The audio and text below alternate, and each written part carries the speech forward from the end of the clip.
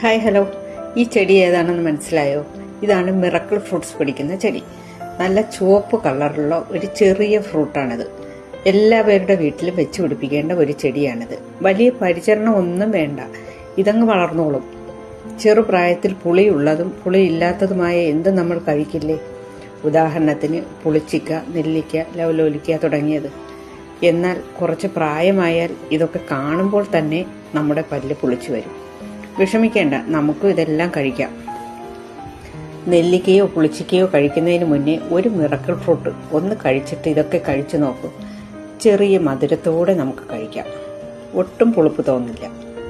എനിക്കും ഒരു ചെടിയുണ്ട്, നിറയെ പൂ പിടിക്കുന്നുണ്ട്. പക്ഷെ ഫ്രൂട്ടാകുന്നത് കുറച്ച് മാത്രം. എന്തെങ്കിലും വളത്തിന്റെ കുറവാണോ എന്തോ.